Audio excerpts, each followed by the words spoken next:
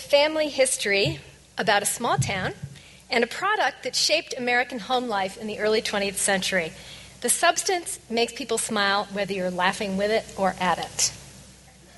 The three best things about Jell-O: it's sweet, it's pretty, and like a toy, it is moldable. In fact, it's architectural. The translucent beauty of this first seduces you, but its fragility is a metaphor for geological instability. It belongs to everybody, but some profess a special claim. Oh, sorry. Okay. Yeah, Utah. Utah sells the most. From the Salt Lake Tribune, it's also poetic. What a clever shape, wiggling there on my plate. Fellow, it's Jell-O. But Utah has a latter-day claim to Jell-O. Another clan has a special relationship with it. Bits of the past combined with a golden nostalgia to glue these generations together. This was the only possible logo for our family reunion T-shirt. Leroy, New York, birthplace of Jell-O, has a mythic pull on our family. And you can see Carson's entry to the Jell-O contest, that coffee Jell-O right there. A local carpenter in Leroy, working on a cough remedy, experimented with gelatin made of fruit-flavored dessert that his wife named Jell-O. He sold it in 1899 for $450 to Orator Woodward, maker of patent medicines. One of his inventions had the miraculous power to kill lice on hens while hatching. Orator and his son Donald were innovative promoters who massaged their product into an essential ingredient of American kitchens. By 1902, Genesee Pure Foods ads proclaimed it America's most famous dessert in the Ladies' Home Journal. Llewellyn Ray Ferguson, my grandfather, was head chemist from 1909 to 1939. He tested flavors, experimented with a sugar-free Jell-O, and his children, my mother and her brother, were willing tasters. But Jell-O's most remarkable transformation was from rich man's treat to every man's snack food. Before Jell-O, fancy gelatin dishes were only for the rich, with servants to do the icky work of scalding calves' feet, extracting the fat, boiling and straining.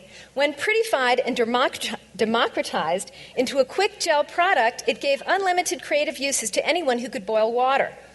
It became the housewife's budget extender and a way to be modern. Dapper salesmen in spanking rigs distributed free recipe books and samples and persuaded grocers to stock it. They sold an American family ideal.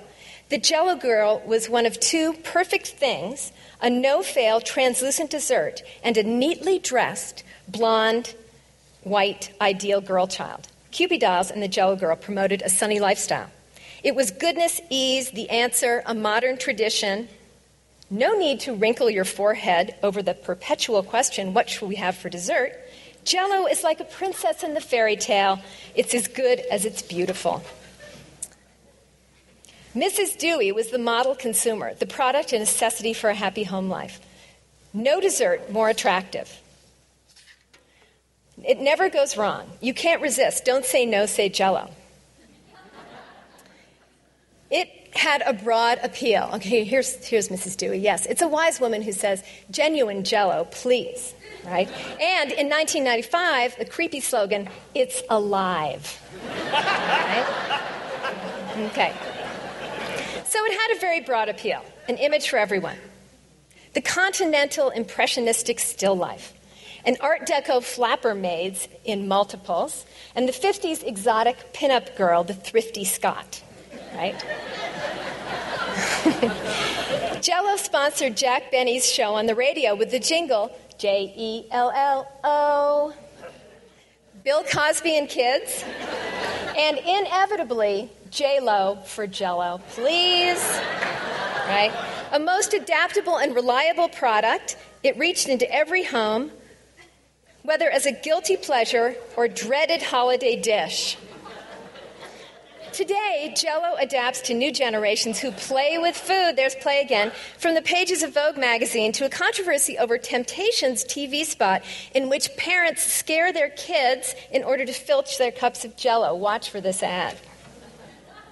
But back to Leroy, now celebrating its native dessert at the Jell-O Museum reached by the Jell-O Brick Road.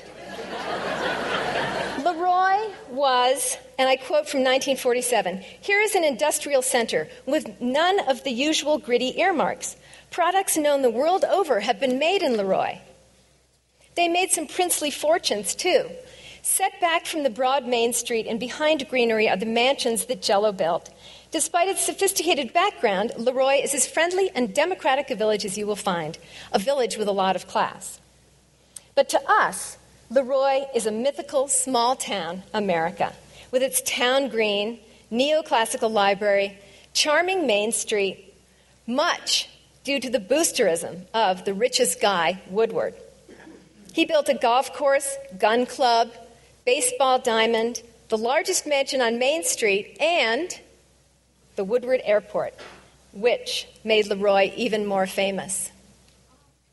In an era crazy for flight, it was called the best private airport in the U.S. It held fly-in events, had a flight school, and attracted many aviation pioneers, including Amelia Earhart, who crossed the Atlantic that year in the Friendship.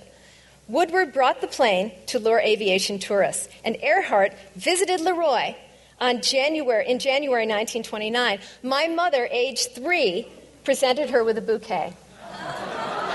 I was told, she said, to give her the flowers and smile. I was later told that I had forgotten to smile and just screwed up my face.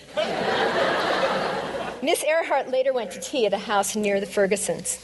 Where are they now? Jell-O, now owned by Kraft Foods. The factory is a paintball park. Leroy has a Walmart. The Friendship was sold to an Argentinian. Amelia is lost in the Pacific 10 years later. And the girl in the rabbit fur coat lives in Bozeman and is here tonight. Here she is. And she has lots of stories. Mom, Ann Ferguson Cooper.